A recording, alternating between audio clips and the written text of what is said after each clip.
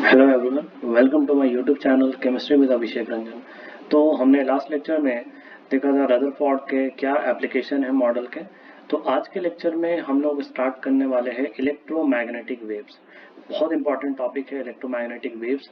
तो हम लोग इस पूरे टॉपिक में क्या क्या डिस्कस करेंगे इलेक्ट्रोमैग्नेटिक वेव्स के बारे में, ये हम लोग इस लेक्चर में जानेंगे।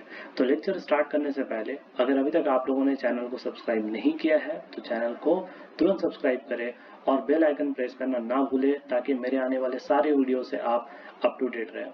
ओके, तो इलेक्ट्रोमैग्नेटिक वेव्स में हम लोग कौन कौन सा पार्ट जो है वो डिस्कस करने वाले हैं। तो सबसे पहले हम लोग इसका डेफिनेशन पार्ट हम लोग डिस्कस करेंगे इस पूरे लेक्चर में। उसके बाद इलेक्ट्रोमैग्नेटिक वेव्स का क्या कैरेक्टरिस्टिक्स होगा ये हम लोग डिस्कस करेंगे। कैरेक्टरिस्टिक्स के बाद हम लोग डिस्कस करेंगे types of electromagnetic waves. Types of electromagnetic waves, हम इसे शॉर्ट में ईएम वेव्स भी कह सकते हैं, ईएमडब्ल्यू भी कहते हैं। एंड लास्ट में उसके बाद हम लोग उस पर कुछ क्वेश्चंस करेंगे कि किस तरह के क्वेश्चंस पूछे जाते हैं एग्जाम में। तो आइए हम लोग लेक्चर स्टार्ट करते हैं। ओके, हम लोग का टॉपिक है आज का इलेक्ट्रोमैग्नेटिक वेव्स।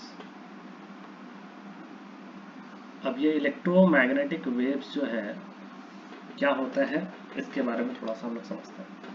इलेक्ट्रोमैग्नेटिक वेव्स भी इसे हम कह सकते हैं। अच्छा, शॉर्ट में इसे हम लोग ईएम वेव्स या ईएमडब्ल्यू, ठीक है, इस तरीके से रिप्रेजेंट कर सकते हैं। देखो, इलेक्ट्रोमैग्नेटिक वेव्स जो है इसे हम इलेक्ट्रोमैग्नेटिक रेडिएशन भी कह सकते हैं। इलेक्ट्रोमैग्नेटिक रेडिएशंस, तो सिंपल अगर हम शब्दों में अगर समझे तो देखो, अगर मान लेते हैं कि हमारे पास कोई भी किसी भी तरह का कोई एक एनर्जी सोर्स है, ठीक है, ये एनर्जी सोर्स है। अब ये एनर्जी सोर्स है तो ऑब्वियसली ये एनर्जी रेडिएट करेगा। तो ये मान लो एनर्जी का रेडिएशन कर रहा है। कोई भी एनर्जी सोर्स ले सकते हो, लाइट एनर्जी, हीट एनर्जी, ठीक है, किसी भी तरह का कोई एनर्जी का सोर्स है, ये एनर्जी का रेडिएशन कर रहा है।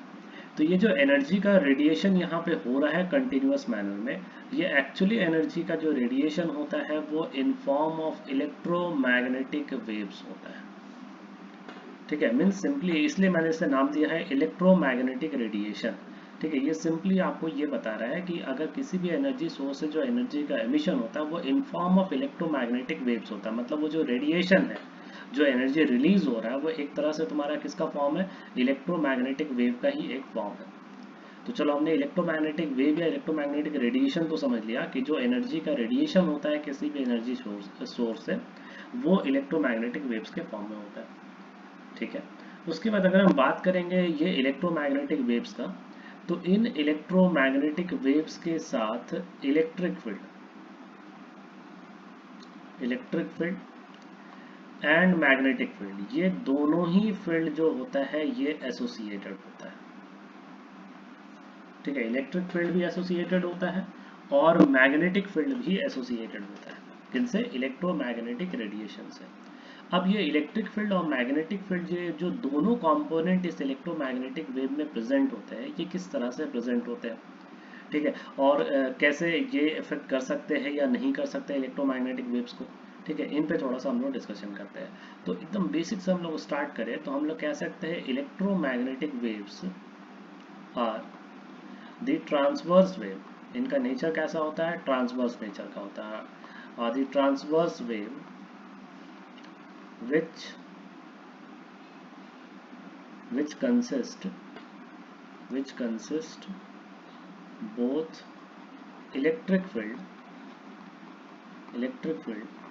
and magnetic field। तो ये दोनों ही फील्ड को अपने साथ जो है वो कंसिस्ट करता है। ठीक है भाई, ये तो पॉइंट क्लियर हो गया। उसके बाद अब ये इलेक्ट्रोमैग्नेटिक जो आपको वेव है, ये बेसिकली एक वेव का फॉर्म है। तो क्या इसे प्रोपेगेट करने के लिए किसी मीडियम का आवश्यकता होती है? तो बिल्कुल नहीं। ठीक है, सो ये वो वेव होते हैं जिन्हें प्रोपेगेट करने के लिए मीडियम की आवश्यकता नहीं होती है। तो हमें ये भी पॉइंट यहाँ पे नोट कर सकते हैं, EM wave does not require any medium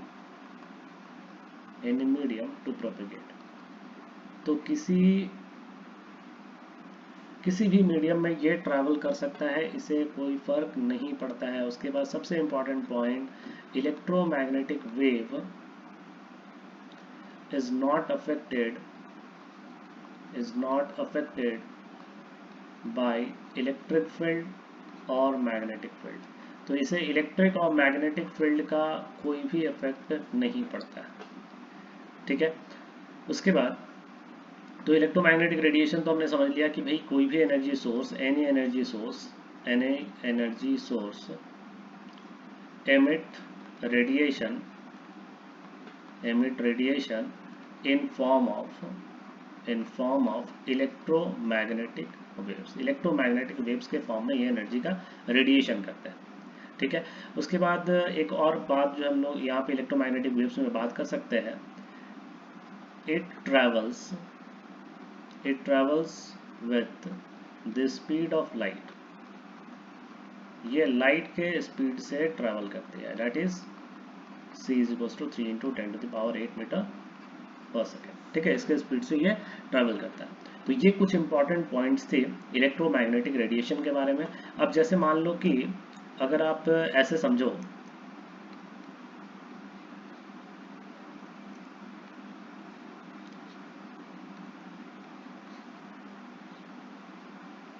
मान लो हमने इस x डायरेक्शन में, y डायरेक्शन में और z डायरेक्शन में, x डायरेक्शन में हमने माना कि इलेक्ट्रिक फील्ड का कंपोनेंट है जो वाइब्रेट कर रहा है, इलेक्ट्रिक फील्ड को अपन यहाँ पे E से रिप्रेजेंट कर रहा है। उसके बाद हमने मान लिया कि जो y डायरेक्शन है, y डायरेक्शन में आपका मैग्नेटिक फील्ड का वेरिएशन हो रहा है, ठीक है। इसे हम लोगों ने B से अज्यूम कर लिया।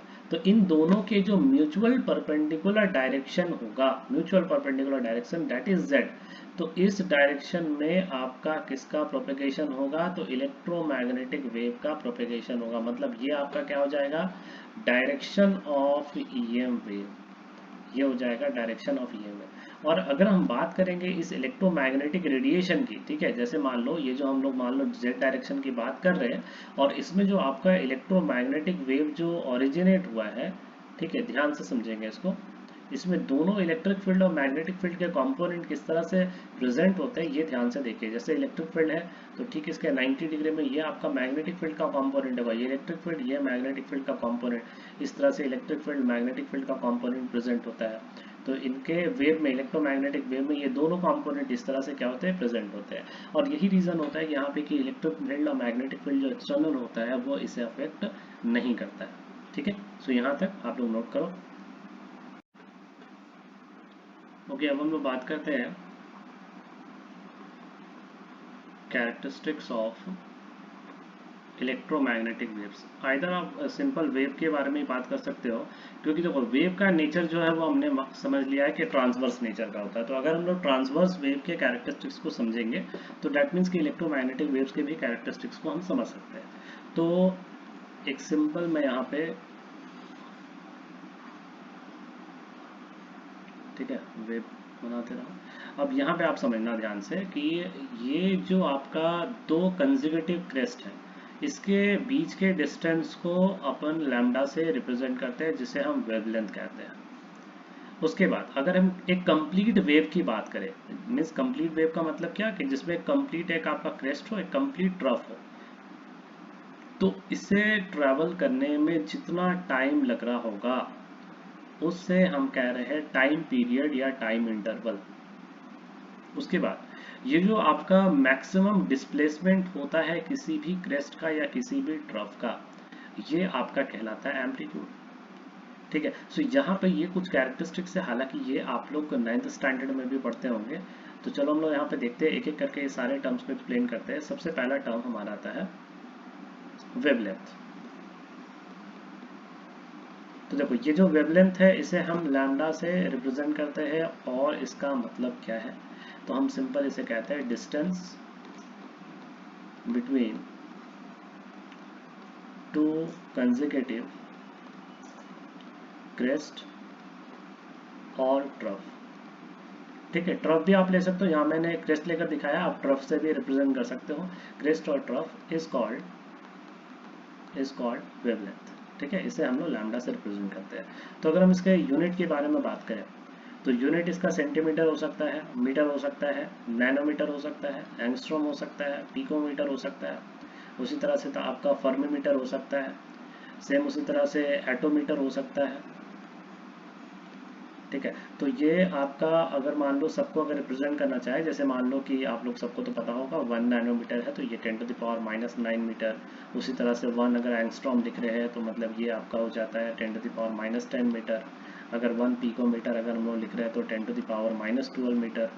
सेम उसी तरह से अगर 1 फर्मीमीटर लिख रहे हैं तो 10⁻15 मीटर, -15। 1 एटोमीटर अगर हम लिख रहे हैं तो ये 10⁻18 मीटर। ठीक है, सो ये आपका वेवलेंथ का बेसिकली यूनिट हम लोग यूज़ करते हैं। उसी तरह से अगर मान लो हम बात करें, बिल्कुल बोल सकते हो। उसी तरह से अगर हम आते हैं तुम्हारा सेकंड नंबर में, आपका वेवलेंथ के बाद जो सेकंड हमारा है वो है टाइम पीरियड। तो टाइम पीरियड जिसे हम टी से रिप्रेजेंट करें, इसे टाइम इंटरवल भी हम कह सकते हैं तुम्हारा। तो यहाँ पे ध्यान से देखो टाइम पीरियड क्या होता है। तो time taken for one complete wave. ठीक है, कंप्लीट वेव के लिए ट्रैवल करने में जितना टाइम आपका लग रहा होगा उसे हम टाइम पीरियड से रिप्रेजेंट करते हैं। तुम्हारा यूनिट सिंपल है ऑब्वियसली सेकेंड। उसी तरह से हमारा तीसरा आपका है वेवलेंथ हो गया, टाइम पीरियड हो गया, amplitude.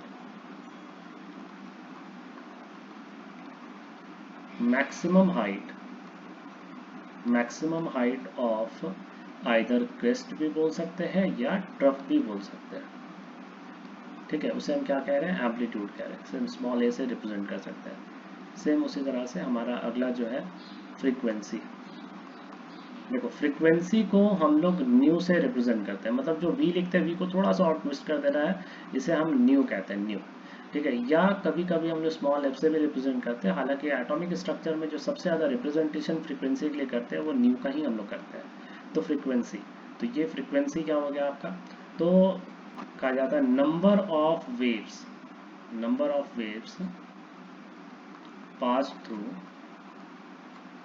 Through a point in 1 second is called frequency। ठीक है, अब अगर इसका अगर मैथमेटिकल एक्सप्रेशन के बारे में बात करें तो मैथमेटिकली क्या होता है, फ्रीक्वेंसी जो होता है, frequency is the reciprocal of time period.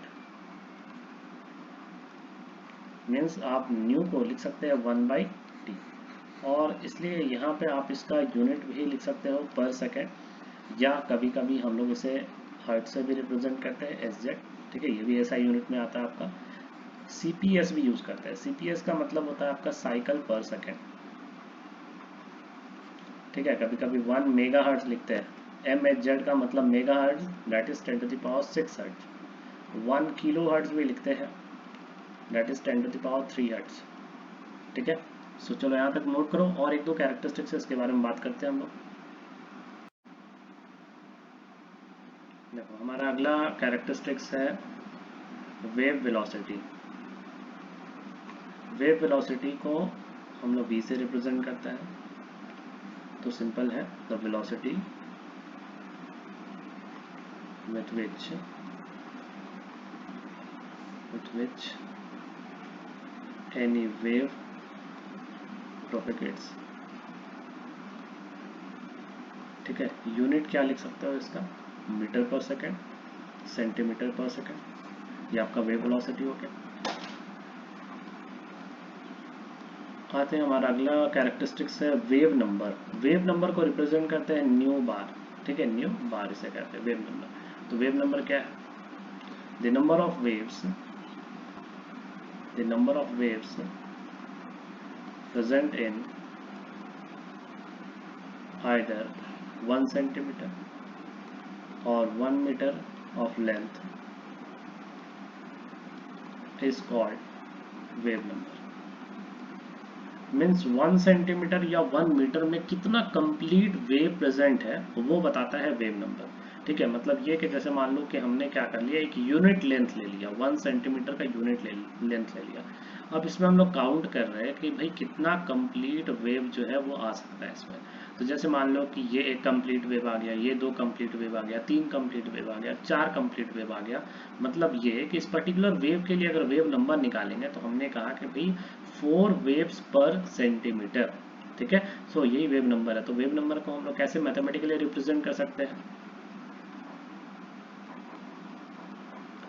तो मैथमेटिकली जो वेव नंबर होता है ये रेसिप्रोकल होता है किसका? वेवलेंथ का रेसिप्रोकल होता है। आप देखो, अगर मान लेते हैं वेवलेंथ आपने सेंटीमीटर में पुट कर लिया, तो मतलब यहाँ पे एक्चुअली में आपका जो नंबर ऑफ वेव्स पता चलेगा वो आपको पता चलेगा पर सेंटीमीटर। लेकिन अगर मान लो आपको वेव नंबर आपने लैम्डा मीटर में पुट कर दिया, डेट मीन्स कि यहाँ पर आपको जो नंबर ऑफ वेव्स पता चलेगा, नंबर ऑफ वेव्स वो आपको पर मीटर पता चलेगा, 1 मीटर में कितना लेंथ है। ठीक है, अब इन कैरेक्टरिस्टिक्स से एक इम्पॉर्टेंट रिजल्ट की तरफ हम लोग बढ़ते हैं। Relation between wave velocity, time period, lambda and frequency. ठीक है, इनके बीच में क्या हम लोग रिलेशन इस्टेब्लिश कर सकते हैं? तो देखिए, अगर हम लोग सिंपल अगर समझे तो एक सिंपल रिलेशन होता है distance is equals to velocity into time. इसी को यूज़ करते हैं बेसिकली। अगर वेव के टर्म में बात करें कितना डिस्टेंस ट्रैवल कर रहा है तो वो बेसिकली लैम्डा होता है। Wave velocity v into t is the time period. So ये तो आप एक रिलेशनशिप यहाँ पे बना सकते हो। Lambda is equals to v into, ठीक है, अगर मान लेते हैं टाइम पीरियड अगर हम लिखना चाहें तो टाइम पीरियड का रेसिप्रोकल होता है फ्रीक्वेंसी, तो 1/न्यू लिख सकते हैं। ठीक है, सो 1/न्यू क्या होगा? टाइम पीरियड होगा। तो यहाँ से अगर हम लोग मान लो v का वैल्यू लिखना चाहें तो हम लोग लिख सकते हैं न्यू लैम्डा। अब देखिए, हमें पता है for electromagnetic waves, electromagnetic waves के लिए हमें क्या पता है? जो वेव वेलोसिटी होता है वो एक्चुअली लाइट के स्पीड से ट्रैवल करता है 3 × 10⁸ मीटर पर सेकेंड। तो यहाँ पे जो v है उसे हम c के लिए रिप्लेस कर सकते हैं। सो फॉर इलेक्ट्रोमैग्नेटिक वेव्स हम यहाँ एक्सप्रेशन लिख सकते हैं c is equals to nu lambda. ठीक है, where c is equals to 3 × 10⁸ metre पर सेकेंड, जो हम लोग को पता है ये किसके इक्वल है? लाइट के स्पीड के इक्वल है। तो अगर इलेक्ट्रोमैग्नेटिक वेव्स अगर रहेगा तो वहां पर आप ये एक्सप्रेशन जो है वो पुट कर सकते हो। अदरवाइज अगर कोई भी जनरल वेव है तो फिर ये वाला एक्सप्रेशन तो वैलिड उसके लिए होगा ही होगा। ठीक है, चलो ये लिखो आप लोग। देखो, अब हम लोग बात करते हैं टाइप्स ऑफ इलेक्ट्रोमैग्नेटिक वेव्स।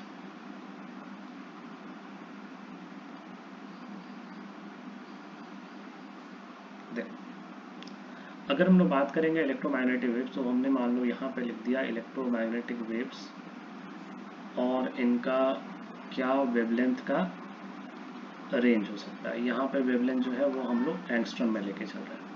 तो जो सबसे पहला आपका वेव है रेडियो वेव्स।